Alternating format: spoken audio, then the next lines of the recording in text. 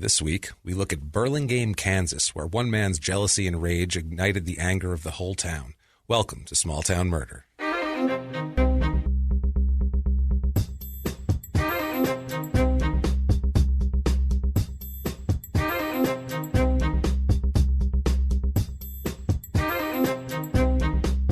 Hello, everybody, and welcome back to Small Town Murder. Yay, Jimmy, excited to be here today? Fuck yeah, that music always excites me. You gotta get pumped. I love it. My name is James Pietragallo. I'm here with my co-host. I am Jimmy Whisman. And like we said, we're super excited to be here. Thank you so much for joining us. First of all, thank you guys so much for all the iTunes reviews this week.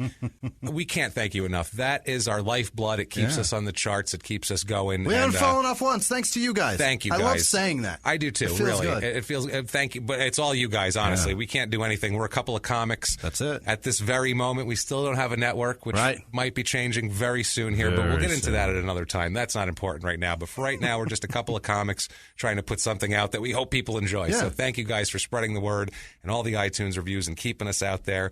I hope you enjoyed last week, our Shirley What in the Winters. hell?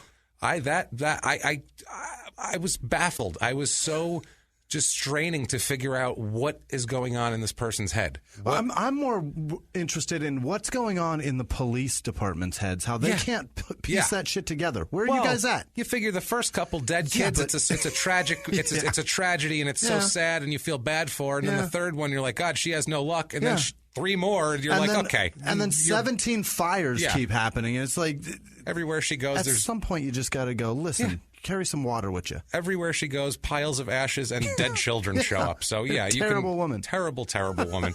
If you listen to last week, Shirley Winters up in Otisco, New York. Yeah. We just want to say, before we get started here, just going to do a quick disclaimer like we like to do here. Just want to say, like we said, we're comedians. Right. The information we present is real. It's well-researched. Trust me, I don't sleep for days to put this together. So it's a well-researched thing. We try our best to get all the facts right and get everything right. Yep. But we are comedians. We're going to make jokes about this. Oh, yes, are we? We never, ever intend to denigrate the victims or the victims' families or anything like that. That's not what we're about. We're not a couple of shitheads who think it's okay to make fun of dead people. No. We're really not. Honestly, we have families, we have children, we have the whole deal. So we're just trying to make sense of this and present it in a way that's not so gloomy and doomy. But give you some entertainment. Absolutely. But if you are of the mind that true crime and comedy don't belong together, you should probably stop listening right now. Seriously, you should stop listening. Thanks for giving us a shot, but I don't think it's going to work out. It's like you're not for me. No, it's like we're not for you. It's like a bad internet date, and you got set up, and the second you walked in, you go, that doesn't look that much like the picture, and I don't like this. If that's fine, we're okay with that. We're happy to part ways. We'll shake hands. But if you want to sit down and try to, have a good time with us and weave through the tale of misery and try to find some kind of fun in it and also hear a good story, then thank you for being here. This is your shit. You are on board, and we appreciate it. Without further ado, Jimmy, shall we? Let's do this. Let's do this. We are heading to Burlingame, Kansas this week. Okay. Sounds exciting, doesn't it? Sounds like flat. It sounds flat. It sounds like a place with a very dreary, carnival, doesn't it? Just sounds very brown. Yeah, there's just one carousel and a tilt-o-whirl that squeaks too much and it doesn't seem very safe, The zipper's not on par. And a guy with one arm is operating it, and you're like, did he lose his arm? He lost it on this ride. On this ride, for sure. I don't want to be here.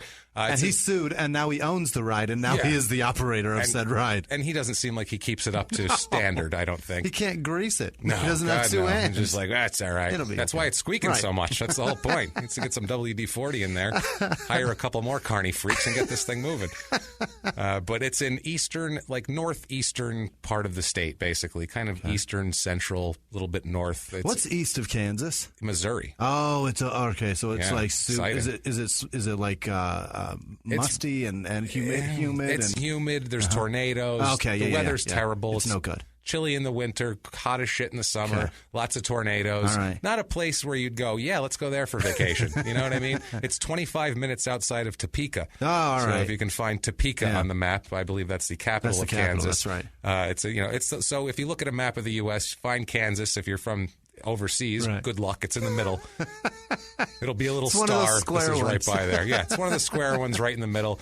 There, Nebraska. It really doesn't matter. It's all pretty much the same thing. Right. But, it's about 25 minutes outside of Topeka. Like I said, it's in Osage or Osage County. I don't know how they say it there. Osage. I'm sure that's the other thing too.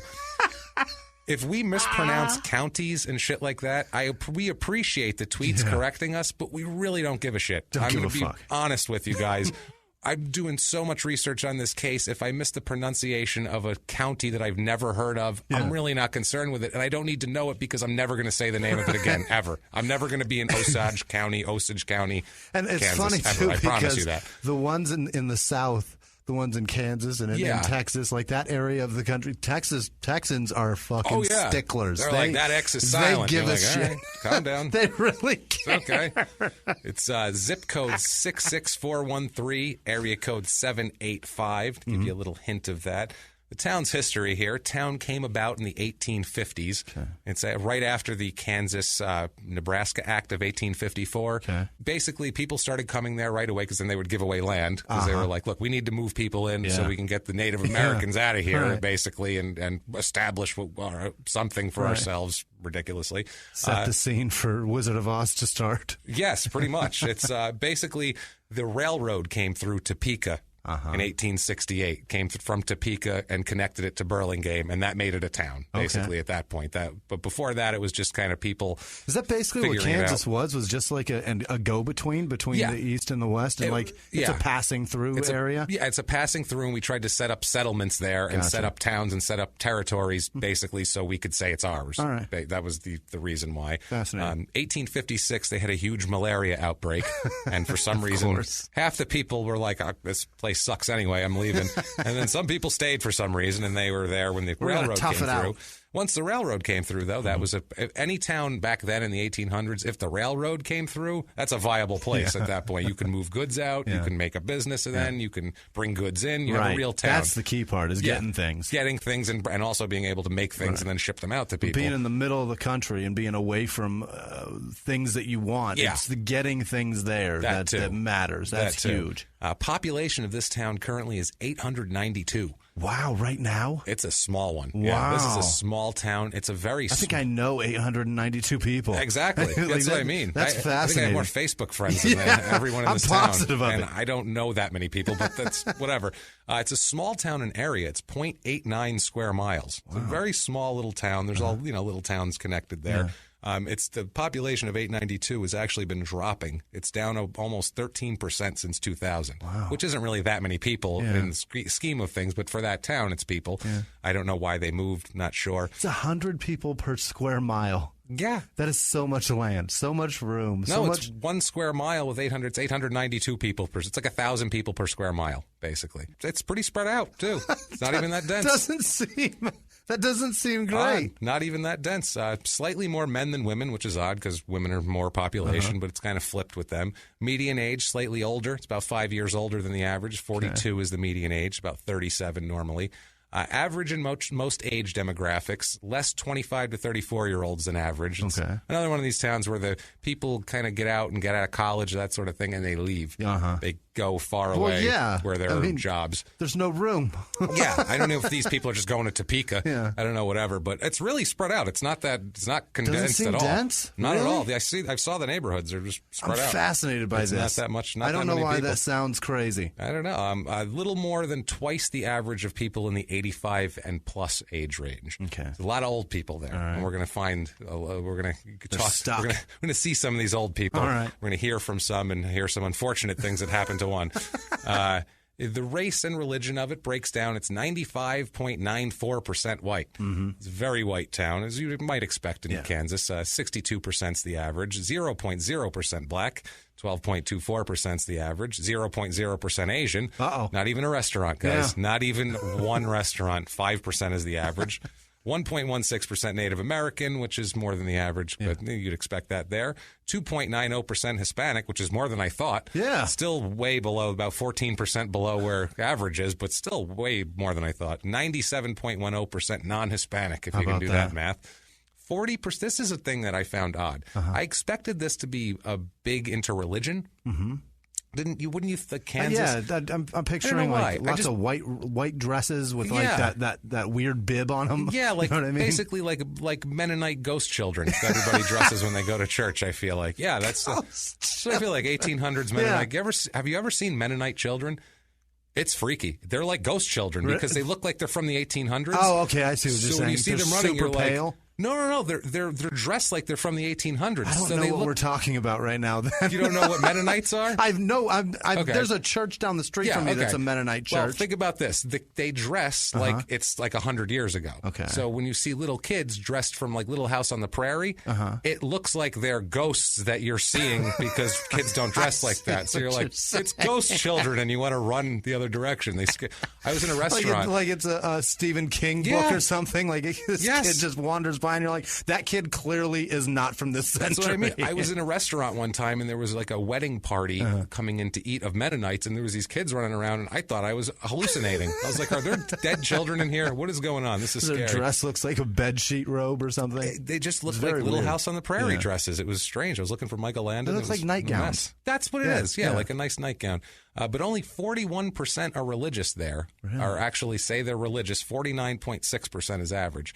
Now, I don't know if they just said none of your business, because that seems like they'd be like, my religion's my business. And they just check not religious. Yeah, like maybe that's what it is. I'm not sure, but okay. Mostly Methodists and, other Christian as it's listed, Baptist, Lutheran, all this sort of thing. 0.0% Jewish. Of course. Not a big shock, honestly, in a small Kansas town. 0.0% Muslim. Again, not a whole lot of Muslim culture, I doubt. Some bad shit happened here. Burlingame, Kansas. Average number of married and divorced people. Way less never married people than normal. So people get married there. Okay. 21% of the people have never been married in Burlingame. Average is about 33%. Is that right? Yeah. So that's a third of the country has never been married. Yeah, a third of the country has never been married. That's fascinating. It is. So 21% here. So people get married there. Yeah. They absolutely get married. Or if they're young and they're not married, they move away. The people that stay are married. Twice the widowed population, because there's so many people 85 and older, I assume is why. Politically, breaks down about 33% Democrat, 65% Republican. Okay. So that's about what you'd expect from Kansas. They go red every single year.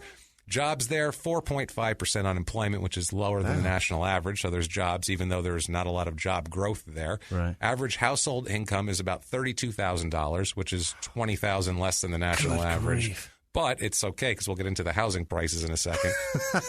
My favorite part, that housing report. I love the housing report. I'm like, what goes on here? How would you live here? A lot of people in this town make between $20,000 and $40,000. Okay.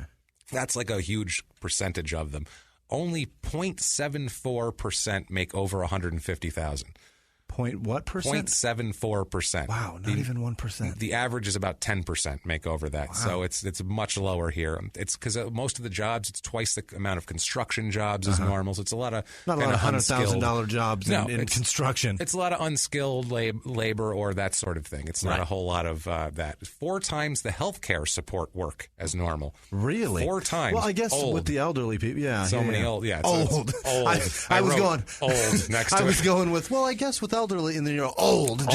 People are that's old. the way it wraps it up. When you have that many people over 85, you need like 3 people per person over 85 to make sure that they don't just croak. To take care of them. My grandmother, I have 2 grandmothers that are both alive. They're both over 85, and both of them you need to watch them, basically. One will just wander off and not know where she is. That's awesome. And the other one will try to do things and hurt herself. I mean, so you not have that to, it's, you know what I mean? Yeah, it's pretty awesome, though. There's a home in my neighborhood where it's for elderly people, and at least once a month, the people that run it are wandering around going, have you seen the elderly lady? It happens. Put a leash, put a bell on it. What the fuck? One of my grandmothers, she just broke her hip, so I don't think she'll be doing that. No.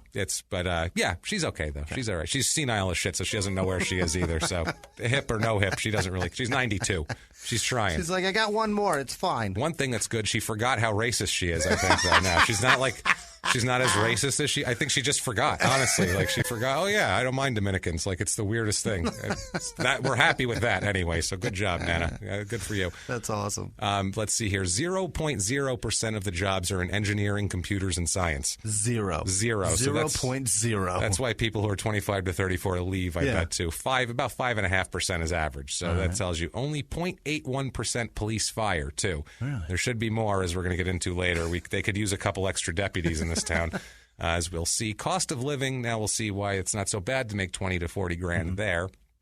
100 being the average for cost of living. Say that's a set average for the country. Burlingame is a 77 in cost of living. Utilities are less than average. Everything else is about right, except the housing is 39 of 100. Wow. Way cheap. Median home cost there is $72,000. It's about $185,000 for the norm average. Yeah. So that's a lot. The prices have depreciated over the last 10 years, I guess, because people are leaving. Yeah. And so the houses are going to go down about 7%. Most of the houses, 75% of the houses there are worth between $40,000 and $100,000. Wow. So that is what is there.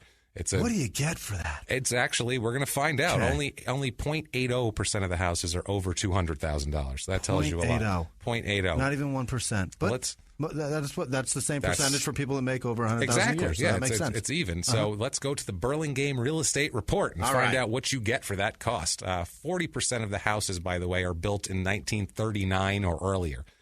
Pre-war. What? Pre-war. They were built before Hitler invaded Poland. No kidding. That's early. Before we found out about the Russian winter, these houses were built. That's insane. That's insane, right? A two-bedroom apartment there goes for about $727 a month, which is $300 less than the national average, which still seems too expensive to me. That seems crazy if you can buy a house that cheap. Yeah, you'd be better off buying one of these houses I have here. 3-bedroom, 2-bath, 1,700-square-foot house on South Oak Street goes for $110,000. It's a nice side house. It's a nice-looking house, too. 3-bedroom, 2-bath, 1,962-square-foot house. $67,900. Why is that one so damn cheap? That's not bad. I don't know if it's area or what, if one's on like a historic street or whatever. I have no idea. Renovated or something. And the pick of the litter, this thing looks like a stately manor, huge lawn beautiful green lawn that goes up. The house is on a little hill. Oh, gorgeous. 4-bedroom, 3-bath, 3,700 square foot. Monster. I'd call this place stately. Stately. And it's on East Santa Fe Avenue, which is on the same street as City Hall, as we'll find out in a second. Okay. So I believe it's probably in a nice area. Only $265,000 for that, which is amazing. Comes with a corncob pipe. I'm sure and it a does. Butler. Yes. That's awesome. With a corncob pipe, a butler with one. Or if you just want to get a tent, you can get 60 acres of nice farmland for $117,000. That's not bad. That isn't bad, I guess, if you want to build 60 something. 60 acres, that's a lot. Yeah, it's not bad at all. The schools, I have to go when the town is 0.8 square miles, that's like a third of the town. That's not bad. 60 acres. Yeah, I think that one's like right on the edge of town because they say they count town with it's the things still in that the are county unincorporated. line. Right. Yeah. So schools, one thing I have to go over here. There is only 9 students per teacher there. 9. Wow. That's amazing. Yeah. That's I like how the education should be amazing. There should be Steve Jobs should be coming out of there. Except they don't teach science in Kansas is the problem. Kansas is like ground zero for not teaching science. Really? Yes, They're absolutely. the ones, huh? And don't even fucking, if one of you emails us and says, oh, you guys don't pick on Kansas for not liking science, you're listening to true crime, which is forensics and science. If these people grew up in Kansas, you'd be listening to us go, I think somebody did it. I'm not sure, though, because we don't fucking know because there's no DNA. There's some white goo Jesus over here. Christ. I really wish I had a microscope. Man, that looks like it came from a dude. I know that much. Let's go. I'm not going to go off on a tangent on that shit. I don't care where you are politically. Science is science. It matters. God damn it. Teach your kids science. Please, if you teach your kids science in Kansas, I apologize to you personally. But if you're one of these people who don't want it, then eat shit.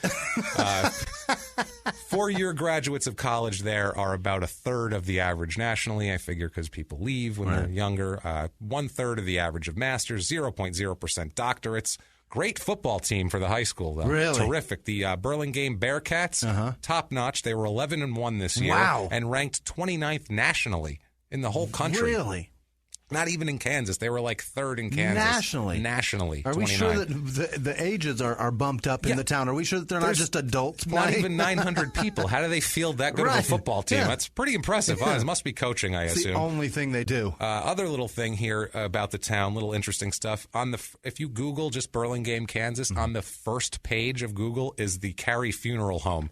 Really? The funeral home is one of like the top 8 things about the whole state that they want to tell you about. You could die here. You could die here. Yeah, it's unreal, man. The town motto is "Where rail crosses trail." That's on clever. everything. Super clever. Everything says about the town on the town website. They have quote hometown values, hard work ethics, and a friendly atmosphere. All right. Yeah, interesting. You're selling to me. And May 20th, 2017 is Burlingame Rodeo Days. Oh. So get to that if you're looking for something to do. I'm into that. I dig rodeos. Let's get into our portion of this, the crime. Uh-huh. Crime part. Property crime, burglary, larceny, theft is about 10% higher than the national Really? Yes, which is odd. And violent Those crime. goddamn football players. They're doing that. Well, I think maybe they're doing this based on our experience in crime and sports. Violent crime, murder, rape, robbery, assaults, 21% higher than the national betcha. average. That's the football team. Oh, that's got to be football players if there's that much rape going on, I would say. That's just hazing. So let's get into a couple people who end up in Burlingame eventually here. Okay. Let's start off with Karen and James Kaler. We'll call him Kaler or Collar. I've heard it pronounced both ways. We're going to call him Kaler. Okay. James Craig Kaler. He goes by Craig, so we're going to call him Craig Kaler. Okay. Craig Kaler and Karen get married in 1986. Karen Kaler. Craig Jesus. And Karen Kaler. Yeah, that's rough. That's a rough one. Living in Kansas. Yes. Well, they weren't living in Kansas at this point. They're both from Kansas. All right. She is from Burlingame. He is from Meridian, Kansas, which is nearby. Mm-hmm. They get married in 1986. At the time, he's 23. She's 21. All right. So they get married. They're, it's a nice young couple. Young kids. And they have a good future in front of them. They have, like I said, married in 86, and they have girls in 91 and 93. Oh. They have a girl named Emily in 91, girl named Lauren in 93. About 1999, a son named Sean comes along. Oh, look at them. Nice family, right? Yeah. They live in Weatherford, Texas. At the time, Craig has a good job. He's like an engineer type guy with he works for the water and light department later. So he's got a good job, actually. He would later say that when they were in Weatherford, they had the perfect marriage at that time. Which, right away, I know he's a fucking liar right there because nobody's marriage is perfect. No. There's not a perfect marriage because everybody sucks. Everybody fights. Everybody fights because everybody's an asshole. No matter who you are, what gender you are, or anything else, you're an asshole. It's just no fun. No. It's no fun to base your life around somebody else's. It can be. It can be great. But if you wake up in the morning with the shit attitude, it's not going to be great. No one should say shit's perfect, is what I'm getting at. No. So anyway, 2006 comes along. They're still in Weatherford, Texas. They're a nice family, right? Yeah. Looking good. Karen strikes up a friendship. She's working at a gym in Weatherford, Texas. Goddamn gyms. As a fitness instructor, Karen is, right? She meets a woman named Sunny Reese. I know where you were going with this. So I'm like, don't worry. But you're right, though, anyway. You're right to go. Right. They're both fitness instructors, Reese and Karen. So they meet then. They become friends. They're pals. Now, in 2008, leads into this. 2008, after what's described as years of interest in pursuing a lesbian relationship, Craig gives Karen permission. He says he wanted to let her get... what an idiot. He said he wanted to let her get it out of her system. Yeah. Of course, he tries to set up a three-way situation of course first, he did. Obviously. Yeah. And he tries to set it up with Sunny Reese and her because he knows them and he's like, well, maybe we can get this going. Maybe I can scheme on you to help me get my wife on board with this. Well, his wife is on board with a girl, just maybe not with everyone involved. Let's get your girlfriend on board, and then that's going to fucking convince you. So he's asking for a threesome, but just Karen and Sunny hook up, obviously. So, Craig's left out here. Sunny said about the relationship that he knew about it. Sunny says, quote, Craig knew from the get-go and was very accepting. He agreed to everything. He was very pleased. That's what she said. Says that he told choice phrase. That's right. Telling Karen to get it out of her system. Yeah. She says that he used to give both women roses at the same time. What he would an be idiot. like, he was trying to, He's so dumb. He's an idiot, He's this so guy. jaded. No, he's just trying to be possessive. That's what your dick does, man. That you're just, every guy is just like, I want to bang everything. Stop it. Just fucking just relax. Focus on one, you idiot. Relax. You got 3 kids. Calm down. Yeah, exactly. Why are you spicing it up now? It's too not in late. that way, too. Don't do it in that way. Rent a movie. Get a movie on the fucking, You have 10-year-old daughters. Go to whatever site and watch a porn, or I don't know, whatever you got to do. Drink a glass of wine, smoke a joint, do whatever you got to do. Like in there's a movie that's analyze this from Billy Crystal. Drink a glass of wine, smoke a joint, but I figure it out. Figure out a way for you two to get along. This it's terrible, but anyway, July 2008, he's telling her to get this out of his system because they're moving to Missouri anyway, and he figures we're going to move. We're going to She'll leave her stay in the here. dust. It's no problem. We ain't leaving her Let in the go. dust. So, well, the thought of it doesn't get left behind. July of 2008. Real quick, going back, that was in Meridian when Kansas. No, that was in Texas. Weatherford, Texas. Okay. Yeah, was Weatherford when they had the perfect marriage? That's when they had the perfect marriage. Perfect marriage, because there's another woman that he's trying to fuck. Yeah, well, this was before the woman came in that he's saying it was perfect. And then he came in, and I guess he thought it was more perfect for a minute, and then it kind of went sour. It was going to get great. Yeah, he thought so.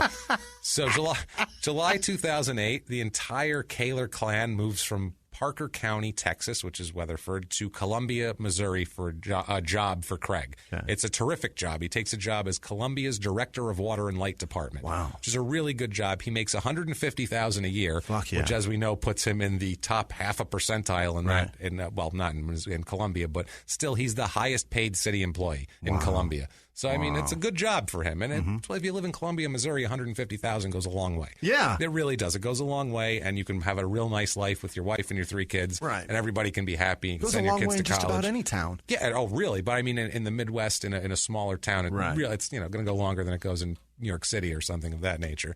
Right. Reese said to Sonny Reese, the fitness instructor, gal pal here.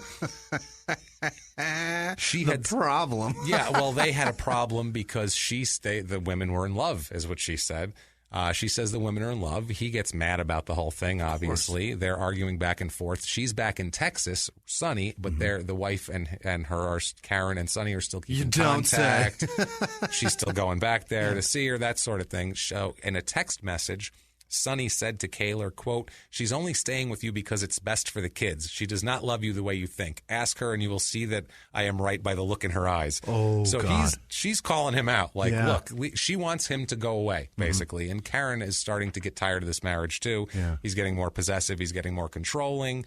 As we see here, as it comes up to New Year's Eve of 2008, almost 2009, but December 31st, 2008, Craig and Karen, they have a big fight. Okay, a huge fight, and this reminds me of OJ a lot. It really does, because this is OJ. The main physical, there was some physical abuse, but they had a huge blow up. OJ and Nicole. Not that this is about OJ, but on a New Year's Eve of 1989. So that was kind of the catalyst for it to really unravel. Volatility. For it to really unravel from there. So this is the same type of thing. They have a fight. They're both drunk. They're at a party. They have a huge fight. They end up out in the street having a physical altercation. Really? It escalates to physicality. Unbelievable. Craig ends up pushing. It's a fight over Reese, too. They're arguing about her, obviously. Yeah. It's even creeping into, well, he's drunk. So at this point, this is when he's bringing it up. Like, hey. Are there friends around? Oh, yeah, it's at a party. Oh, he's saying some horrible things. Yeah. So that's why they go outside in the street. Yeah. So now they're fighting in the street like, I don't even know what, like complete hooligans now. Like a woman that wants a lesbian relationship and a man that wants to keep his wife? I was going to say, they're not really fighting. He's fighting and she's trying to get away from him. Right. So it's not really fair to call them hooligans. It's mainly her going, leave me alone, and him going, hey, come back here, and harassing her. So stay with me, and she's saying no. Yes, so eventually he pushes her pretty hard, and she falls down and hits her head on the street, which is not great. No. Yeah, not a good move, asshole. Next day, Karen tells Craig that she's leaving him for Reese on New Year's Day. So happy New Year, asshole. Why are you leaving? There's asphalt in my fucking skull. That's why. Do you see that? I have little pebbles in my hair still. I really want to get out of here. My forehead's still black. I can't wash it off. Horrible. So January, I have oil on me from the road. January 2009, unbelievable. You can't. I don't know why. I don't ever understand this too. Why do men go to the physical? Why? Because it's the last straw. Listen, in this situation, I get it. I'm trying to understand. I guess. He feels so fucking small at this point. Yeah, but he's a Midwest guy move on, man. That's losing his wife to a woman. But still, that's got to hurt bad. You wanted it. You pushed for this. You know what? You're not Take wrong. The responsibility of it. I'm just saying I see it through his eyes. I can see I'm not agreeing with him. No, I'm just saying I understand. No, I understand but still, it's like. But you don't hit. That's the thing. I get his feeling. Yeah. The feeling like that, but the reaction to it and the actual activity that he does. It's a crazy reaction. Is insane. I've broken so many walls and doors being mad over girls. I've never punched a girl in the face or pushed her down or hurt a woman. Good. Glad to hear that. I've hit some I don't want to do any stories definitely about hit you. some things. So good. So Karen at this point fears Craig. Yeah. Clearly. She believes that he was hacking into her email. He thinks he's spying on her, which he probably is. Yeah. He's checking her phone. He's doing all sorts of things like that. So in January 2009... the things he's read. Oh, man. Yeah. That's got to sting. So January 2009, Karen files for divorce. So that's that. They're after 13 years. That's the end. Or I'm sorry, 23 years. Yeah. They are about to get divorced here, and they're still living together though until March. March 16th, she goes to move out. She's trying to take the kids, and she's going to leave now and move out on her own. This causes a monstrous fight. As you might imagine, with a possessive, controlling guy like this, Huge fight this causes. Yeah, and they've got to hash out like visitation, all that stuff, and she's just going to disappear, and now he's just got to sit there and wait for paperwork to tell him things. Well, yeah, so he ends up, he's trying to like get close to her, he's trying to hug her, and she's trying to get away from him, and he ends up roughing her up a little bit again. She has bruises all over, doesn't actually hit her, but he roughs her up. I mean, he can't do that. She has bruises all over her arms, he's throwing her around, things like that, so he is arrested for domestic violence. Good. Yep. And she files for an order of protection. Again, good. The right way. We have this is her statement on the order of protection of why she needs an order of protection. So this is interesting coming from her mouth to find out what she was feeling at the time. She says about the order of protection that, quote, over time it has become apparent that Craig is controlling. I have learned along the way that he is capable of using force. The issues vary, but I figured out how to keep things from becoming ugly. When money is a problem, I wouldn't tell him what things like groceries, clothing, etc. cost. When it was about sex, I decided it was easier to give him what he wanted every night than to refuse. On the occasions I would refuse, he has been known to be forceful and mean. I'm afraid it will escalate so far that someone is going to get seriously hurt. Yeah. So that's a good reason for a order of protection. I wish he would have put the things he said in there. Yeah, well, yeah, I wish, yeah. Because I want to know. He said some horrible things to her. Probably, God. Probably in front of the kids, too, which doesn't help anything here. Called her horrible homophobic words. And like the word twat in there somewhere. Just horrible Whatever things. You can think of, I'm sure he dug it out. He said it. Because he had to say the worst things he could think of before he resulted to violence, probably. He said all those shit. Yeah, if he put his hands on her. Like, that didn't work, I guess. And so I'm going to go after her. He's just trying to make her feel what he feels inside. That's apparently. So in September, he's about to feel worse because in September of 2009, because of his domestic violence charge, the Water and Light Department fires him. More accurately asks him to resign because it looks bad for the city that their director of a department and the guy with the highest paying job salary is going to go to pay a lawyer for his domestic abuse charges. Not great pub for the town. So he is given a pretty sweetheart deal to get out of here, I have to say. He's given a 2 month salary and 1 month severance also. That's not awful. It's not terrible if you're going to fire a guy when you don't have to give him shit probably because he got arrested. You get a third of $120,000 right up front and you get to go find a new job. You were the director. It's got to be... Well, and you're resigning, so it's not like you're being fired. No, you would imagine, I think that's why he agreed to do it, you would imagine that he would just try to put his life back together at this point, like a smart person would. At this point, he still has the opportunity. That's the thing. Yeah, he absolutely could. But instead, he's trying here. October 9th, 2009, he files paperwork in court for relief of child support payments because he doesn't have the income coming in anymore. The support payments that he's been paying are $2,030 a month and another $1,500 for alimony. So he's paying $3,500 a month, which is a decent amount. That's steep. That's a lot. This is $40,000 a year we're talking. That's a decent chunk, but it's third of his salary, basically about that. He says in documents that that this is funny too, because in these documents you have to explain why you're not going to pay and for how long you think you might not be able to pay. He says in the documents that he expects to remain unemployed for, quote, a substantial period of time. I don't know how you can expect that. I'm expecting to be completely worthless on the job market. That sounds like a guy that's just trying to figure out a way to get out of it. It is. Right. Well, he's a bit of a mess, too, because he's going to, right around this time, too, he also says he can't take any money out of his retirement because the divorce proceedings are going on. So he's like, I can't take money out of that to pay. What do you want from me, basically? Blood from a stone is what he's trying to get across. Now, the domestic violence charge is still on the table. He is supposed to appear in court in Columbia, Missouri on December 3rd of 2009 at this point to hash out the judge just about the criminal charge there. I guess that's why they wanted to fire him before that went public, I would imagine.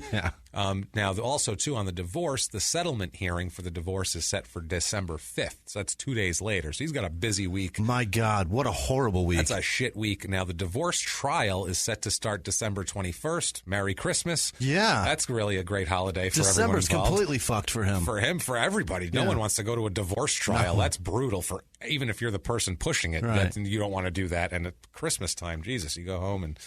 That's got to be a miserable Christmas, man. Just sit in your living room alone and stare at the kids. Be like, yeah, mommy's fine. It's all right. She's all right. It's fine, okay? So in late October, the reason why he said I think he would be unemployed for a while and everything, he moves to Meridian, Kansas, which is right by Burlingame, with his parents. All right. He moves back in with his parents. So, I mean, that's 2 years ago. Think about this. 2 years ago, he had a family that he said was the perfect marriage. They lived in Weatherford. They had a nice house, family, kids, all this. Now he's got no job, no house, and he lives with his parents in Kansas. Ugh. And no wife and no kids. Yeah. So I could see him being depressed at this point. Yeah. But what he does to personify that is not okay. Now, he notifies the Missouri court of the move on November 25th, that he'd been there for a month or so. Now, Craig thinks that he's mad at his daughters, too. Really? His daughters are 16 and 18 at this point. Oh, they're siding with mom. And he said, well, he's mad at Karen, saying that she turned the daughters against him, and now they don't like him. So now he's like, well, you don't like me, I don't like him. I don't like you, which is you're an adult, and those are your daughters. You go to them and try to make a relationship. Have a talk. Have a conversation. Yes. Their daughters are doing well, actually. Daughter Emily attends the St. Louis College of Pharmacy, and Lauren is an honors student at Columbia High School. So the kids are really upstanding kids. They're straight shooters. They're, straight-laced kids. Pharmacy jobs are that's high paying. It's a great job. Yeah. It's a terrific job. No, these kids could have a good future. Yeah. They have, at least if their parents eventually can figure it out, they can, whatever. So Craig is allegedly not interested in his daughters whatsoever. He only wants visitation of his son. 10-year-old Sean at this point. That's not very cool at all. No, it's not cool at all. Karen's divorce lawyer, Dan Pinkleton, which sounds like such a... Dan Pinkleton? What a scumbag. If you were writing a Hollywood screenplay and you were like, I need like a scumbag agent, what do I call him? You call him Dan Pinkleton. That sounds terrible. He's a divorce lawyer, so you know that he'll suck the blood out of a carpet. Right. He sounds like a guy that's just like, listen, you can get everything. You can get the car, you can get the house, you can get the retirement, you can get everything. Yeah, well, he's not wrong. You put up with him for 23 years. Yeah, but I mean... Yeah, but he's going... He'd do that to a great person, he's just a scumbag divorce lawyer. Yeah. I mean, come on. And then you're going to give me 15% of that. I'll take a chunk of that, please. He said that Craig is controlling. He said, quote, from the facts I heard, I think he was a misogynist.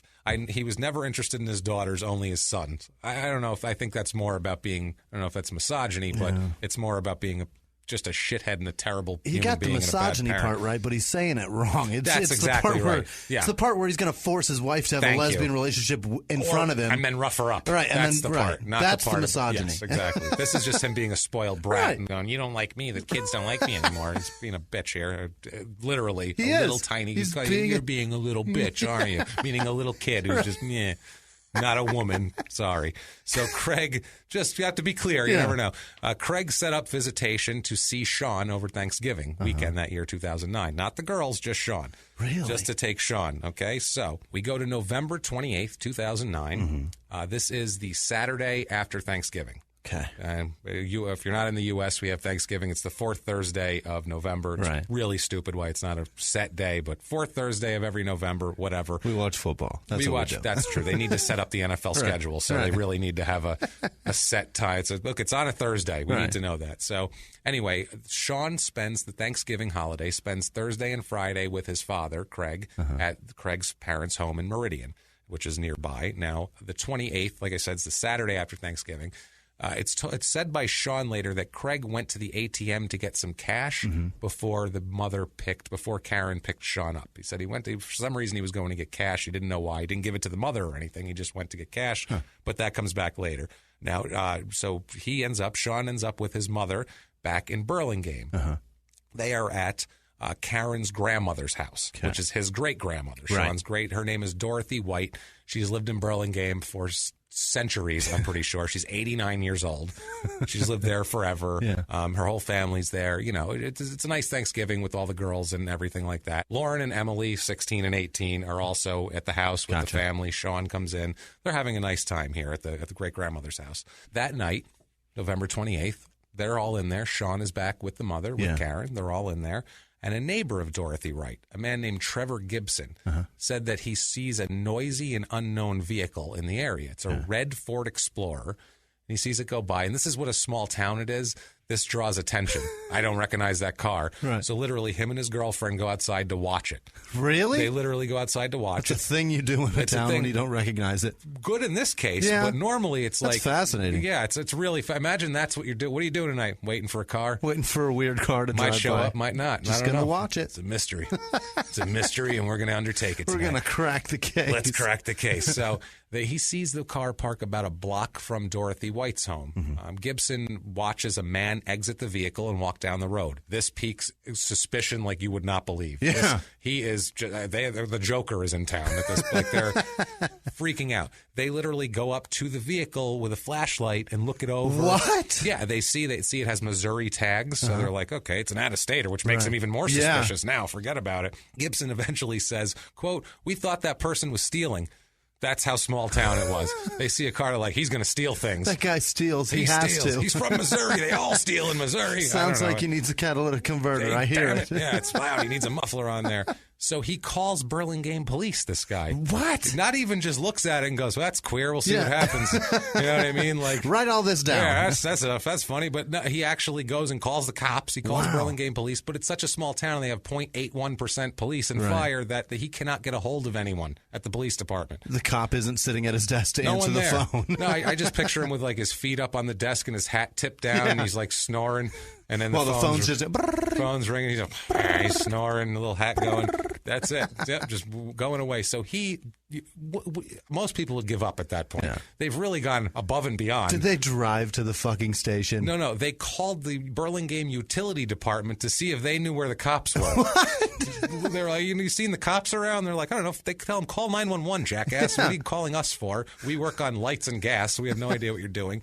He calls 911 and he's told that there's nobody in the area to come right now, but he should keep an eye on the vehicle. Yeah. You keep an eye on that. We'll get there as soon as possible. Put your feet up. We'll be there sometime tonight. They could use a deputy or two in this town, as we said. So Gibson and his girlfriend, Michelle Davidson, said right after that they hear gunshots. So now they're really... So much for stealing. Now they're really... Their interest is piqued, obviously. A little while later, Gibson sees the man from the Ford Explorer walking back to the Explorer with something in his hands, an object in his hands. He says they yell at him, hey, stop right there. And Gibson runs over with his flashlight. Who is this guy? Wow. He is nosy and ballsy, too. You don't know what he's got in his hand. I'm not doing that ever. No, I'm keeping an eye on it. He drove down that way when he left. I don't fucking know. I'm writing like crazy now. That's what I would be doing. Writing down all kinds of information. You got the tag number. What more else is there? It's 2009. You've got cameras at this point. Take a picture, man. Take a picture. Exactly. You've done your job. Yeah. Go back in your house and put Wheel of Fortune on. What are you doing? So he yells at him, goes up with the flashlight. Man puts the object in the back seat and drives away, ignoring Gibson. So that's shady. Weird. I would say. Yeah, that's not normal in this town. No. So what ends up happening is an Osage County Sheriff's deputy, Nathan Perling, is dispatched to check out the suspicious vehicle. Right. He's sent out there, and also there's a call from a young boy saying that there's been a shooting too, but he doesn't know where that is. That's in the area, but he's here to check out the weird car. He just heard that on the radio also. He's here to check out the weird car. So he's saying, that happened. So basically, at that point too, it's called out to him to check on Dorothy White's home because there's a life alert. Oh, boy. You know life alert bracelets? I've fallen and I can't get up. She has one of those. Really? And she's fallen and she can't get up. And so she alerts them. It's just dinging. It's dinging. And also, too, they record some audio because you say, like, what the problem is. Yeah. I've fallen and I can't get up. They hear that. You know what I mean? So anyway, he is looking for the Ford Explorer. And he figures at this point, suspicious vehicle, shooting in the area. Right. Probably related. He calls it in. The Ford Explorer is probably related to that. They do that. He informs the truck is involved. Everyone's looking for the Ford Explorer at this point. He goes up to check on the life alert status, but doesn't know what's going on because he heard there was shooting too, Deputy Perling. So Deputy Perling grabs a rifle and gets in a position behind a tree in Dorothy White's front yard just to see what's going on. Doesn't hear anything, so he makes his way up to the front porch, and he looks in the window, and he sees Dorothy White, 89 years old, sitting in a chair in the front in a recliner with blood all over her. So he said, I forced my way inside, obviously. He wants to help this poor woman. So he enters into Dorothy's home and sees her in a recliner, holding her stomach, attempting to nurse a gunshot wound in her stomach. Okay? What a terrible sight. Terrible. An 89-year-old woman. An 89-year-old woman with a gunshot wound to her belly. In her own home, too, especially. You know, she probably had a nice little old lady nightgown on. Like, I feel bad for her. So probably, like I said, I have 2 grandmothers. So I hear someone shoots an old lady. I'm like, you son of a bitch. What kind of dick? So he says, Deputy Perling says, quote, I stopped and looked at her injuries and told dispatch that we needed as much medical attention as we can get. Yeah. Luckily, there's twice the health care in Burlingame, but not enough fucking cops, clearly. Right. But they have that covered. They send all the health care that we've got. Send them all. They send the cavalry. Help her out. Yes. So as soon as another deputy arrives, that's when Perling starts searching the house because it's not safe to go on his own. He doesn't know if there's somebody waiting in there to ambush him. Right. So he waits for another deputy to cover him. If this guy will shoot an old lady, you don't know. A deputy doesn't matter to shit. Exactly. So he literally stays right by Dorothy until another deputy arrives pretty quickly after that. Once he calls in, hey, this is going on. Then all of a sudden it's urgent. The guy, who knows, that other guy, Gibson, calling in suspicious truck. He might do that shit every That's what I mean. They're like, week. Is it fucking him again? That's why they didn't answer. I bet they had him on caller ID and they're like, I'm not taking his call again. You know, it's a suspicious truck. It's the guy down the street got a new car. Stop it, you asshole. You know how many things we investigate for nothing over this idiot?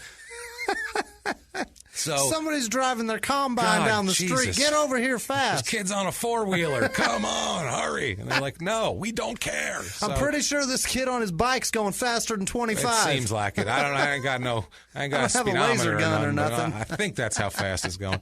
So the Deputy Perling, begins to search the house to see if it was clear. Yeah. He goes into the kitchen and he finds Karen Kohler, or Karen Kaler, lying on the kitchen floor with gunshot wounds. She's still alive, but barely. Yeah. Another deputy arrives after that, and they also hear crying coming from the second floor. Oh, fuck. So Perling leaves this deputy with Karen and runs upstairs to the second floor, and he finds 16-year-old Lauren Kaler with writhing in pain from gunshot wounds. This is the saddest shit ever, because I have a 15-year-old daughter. Yeah. So when I hear anything about a 16-year-old, I immediately picture her, and it just makes me infuriated. So he tries to tend to her.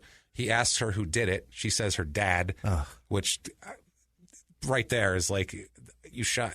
I don't even know what to say to that. Like, it's horrible. I'm speechless to this. I can't even fathom hurting my children over a relationship with my wife. Yeah, never. And you don't expect that as the deputy who did this to you. I don't know. You know, whatever. Some guy broke in. Some guy, some crackhead, something. Her not my out. dad, which is ridiculous. She tells him, "quote Don't let me die. I don't want to die." Oh, Jesus! Horrific, and really kind of ruined my whole day when I read that. Honestly, I've been depressed all day about that statement. It's worse for them, obviously. And I'm saying it's me being depressed is a bad thing, but that fucked me up today, honestly.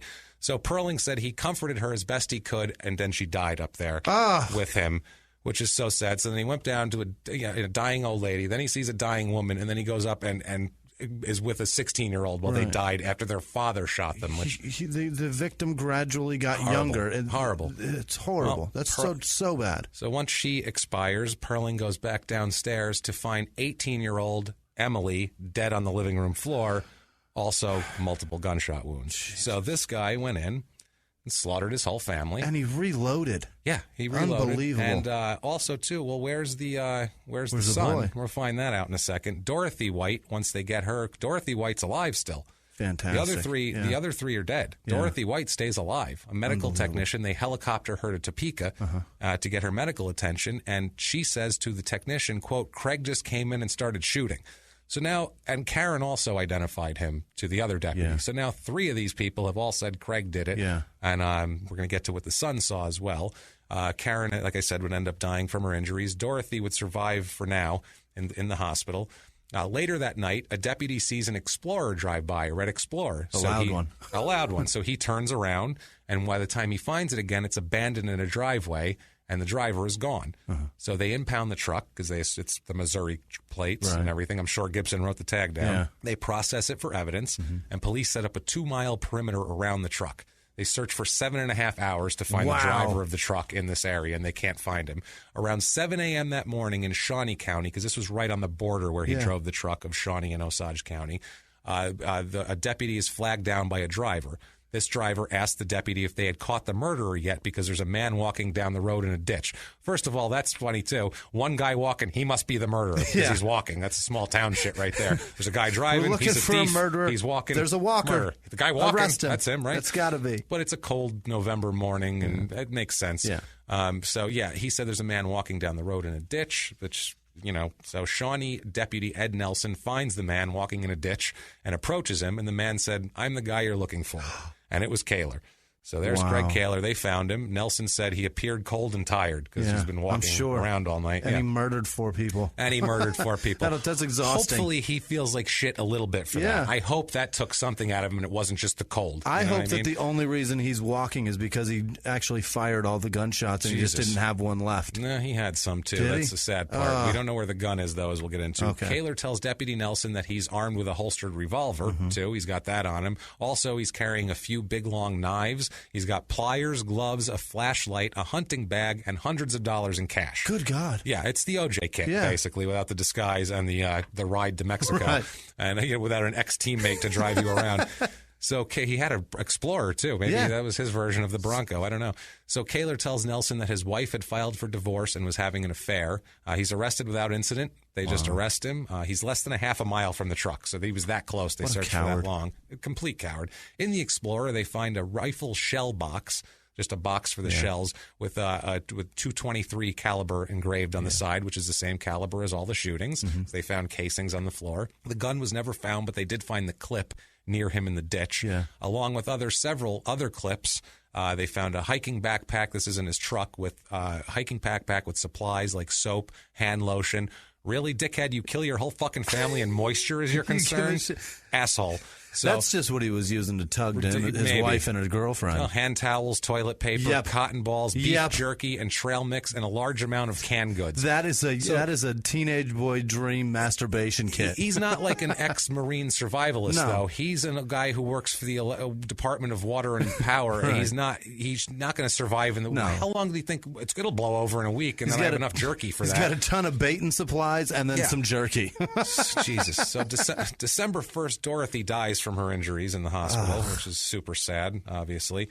They arrest Kaler. He makes his first court appearance the day after, and it's his appearance to be charged and seek bail. He's charged with 1 count of capital murder. Capital murder is the death penalty murder, and but he only got 1. That covers all. That covers all of them. Everybody. That covers everybody because it's in one scheme basically, which makes you eligible for the death penalty because you killed multiple people in one deal here.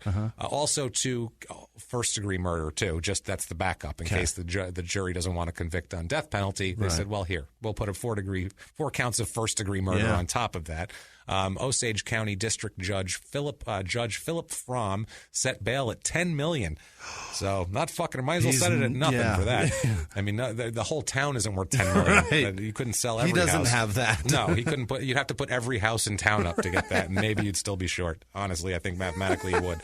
Sets the next hearing for December 10th. Also, too, the judge asks Kaler if he can afford an attorney. Kaler responds, quote, "I have some funds." The judge says that's not going to cut it. And if he appoints the state's death penalty defense unit in Topeka to represent him, because if you don't represent somebody properly, then it doesn't count. I got a knapsack full of cash, and I got some jerky and some beating supplies. Anybody need cotton balls? Are there any attorneys in town that work for beating supplies? You think? Anybody? So, longtime neighbor, they talk to some neighbors at this point. A longtime neighbor who used to fish in Dorothy White's pond. So they go back forever. Her kids used to fish in her pond. So, I mean, that's she said, quote, "They are fine people.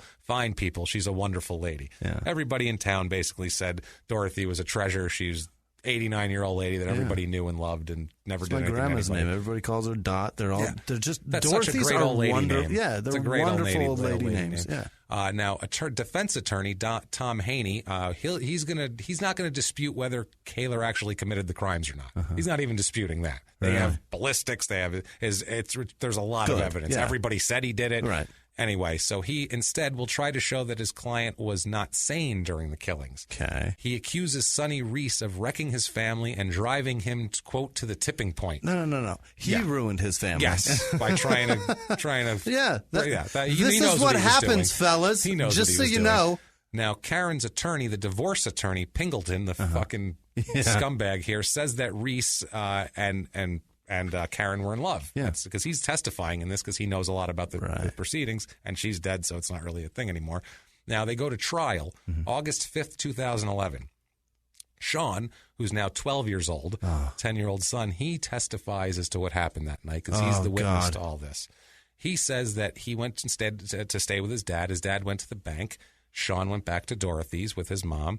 Sean says he and his mom had found some old coins in Dorothy's house, probably from when she was younger or whatever, and they were cleaning them in the kitchen sink. They were using, solution to clean them. He says, quote, "My dad came in through the door and shot my mom. I just heard her collapse on the floor from the shot." So he was asked if he saw where she was hurt, and he said, I just caught a glimpse. I think she was holding her leg. This kid is 12, and he's holding it together in court, talking about his mother being killed in front of him. So this kid is strong, man. I really, really got to give it up for this kid because he is tough. Sean says that he then ran outside to save himself. He said, quote, "My first thought was to go back inside and get a phone. So I was trying to find a way to get back in. I started to open the door and saw my dad go by again, so then I closed it." Yeah. Which makes sense. He's afraid. His dad's got a gun and he's shooting everybody. If you're not afraid of him in your personal time, in your personal life, and you see him murder your mother, you're going to be scared. You're going to be a little off by that. When you're 10. Yeah. Sean said he heard about one or two more shots and then decided to run to a neighbor's house. He's like, I'm never getting back in there. He runs to a neighbor's house. No one is home. There must be at the Burlingame rodeo days. They're not there. So he runs to another house, and he says, quote, "I told them to call 911 because there had been a shooting across the street at Dorothy White's house. I told them my dad had shot my mom, my sisters, and my great-grandma." Like, Jesus, that's poor fucking kid. It's the worst. So Sean describes the gun. He knows all this shit. This kid is slick, man. He described the gun used by his dad as a .223 caliber that he'd seen his dad use once when they lived in Texas. Wow. He said he knew guns because his grandfather, Craig's dad, had recently taken him hunting, deer hunting. Awesome. So he knows his guns, and that came in handy for him. The defense tries to object to the testimony of the medical tech that Dorothy talked to, saying that, Craig came in and shot us. He said they're trying to say it's hearsay, but the judge admits it, saying it's a, quote, dying declaration, which is actually a legal term. Absolutely. She thought she was going to die, and she was making a declaration. So it's not hearsay at that point. No. She's saying, I'm telling you this because I'm not going to be able to tell anyone. Hearsay? I heard it from her goddamn mouth. Yeah, well, that's, normally that's not allowed unless they know they're dying. Gotcha. There's even a specific thing where they'll split hairs and just as to whether someone knew they were going to die or didn't know they were going to die to see whether it's legal to put it in. It's crazy. Okay. So in addition to Sean, Lauren, Dorothy, and Karen all identifying him, also Kaler's blood is inside the home. A jacket is found outside Dorothy's home with Kaler's business card in it, just in case. Here's my phone number, too, on top of my blood and my shell casings and every other piece of evidence I could possibly leave behind in a crime scene. That. Plus the neighbors seeing him there, the truck. I mean, you could... It's airtight. Right. It is, you're fucked. Slam right? dunk. Yes. So at trial... And you said, I'm the guy you're looking for. I'm the killer. Yes. He didn't say I'm the killer, but he said I'm the guy you're looking for, which you can take that as pretty much an admission of guilt. Now, at the trial, the recording from Life Alert is played. And they ask Sonny Reese for some reason if she can identify who the person was. And it's Lauren, she says. She recognizes Lauren's voice. And Lauren says, quote, "Somebody is going to kill us. He's in the home." That's what they hear screaming, her freaking out. So that had to be horrific to hear that in court from beyond the grave for the whole family. Reese also testifies that Craig didn't bring the women together because the divorce attorney had said that Craig got the women together. And she said, no, we met before that. And whatever. That was Pingleton's story because that sounded better for divorce court. Yeah. That's what that was. Yep. She said, no, that doesn't matter now. That's how they get all his stuff. Yeah. She said she wanted a threesome like we had talked about. Pingleton said that, quote, "Karen indicated to me that Craig wanted to bring another partner into the marriage. She indicated to me that Craig wanted to do a threesome." So that's it there. In court, this is all in court. It says that the women left him out and conducted a lesbian relationship in front of the kids, which he was pissed off about, which he wouldn't have cared if he was involved. Right. A psychiatrist said that Kaler was, quote, "severely mentally impaired at the time of the killings." Which I don't really care how mentally impaired you were. It's called jealousy. Yeah. It's not mentally impaired. You're jealous, you dick. Well, this idiot says that he was, quote, heavily influenced by his major depression and unable to make rational decisions. Okay? He knew to go get beef jerky and all that shit. And a rifle. He planned it pretty rationally. Prosecution expert says that his depression was not severe enough to render him unable to differentiate right from wrong. Which, yes. Now, August 29th, 2011, the jury is coming back. The jury's out for verdict at this point, which I don't know. I would think they go, can we just do it from here? Do we need to really leave and come back? Because my knee's kind of bothering me today. I'm just going to say guilty from here. Jury took 55 minutes to reach a verdict, which is a bad sign for you when there's every piece of evidence in the world. That's a long time. Well, it takes 45 minutes just to fill out the paperwork. Oh, and they got to do each count, too. And it literally takes 45 minutes to an hour to fill out paperwork. So they even buzz through the paperwork to get this done. They come back with a verdict of guilty of capital murder and guilty of 4 counts of first-degree murder and 1 aggravated burglary charge, too, for breaking in and whatever the hell he stole from the house there. They recommend death for him. My goodness. Sentencing is on October 11th. Now, on October 11th, they have victim statements before sentencing. And this is when we get to see what an asshole this Kaler is. This guy's an asshole. I mean, never mind what he did. That's clearly we don't need any more evidence that he's an asshole. This is even more where you go, oh, yes, no, I will plunge that shit into his arm. Fuck this guy. So there's Karen's sister, Lynn Denton, said that Karen can never enjoy anything. And she said she feels bad because she can still go outside and enjoy the day.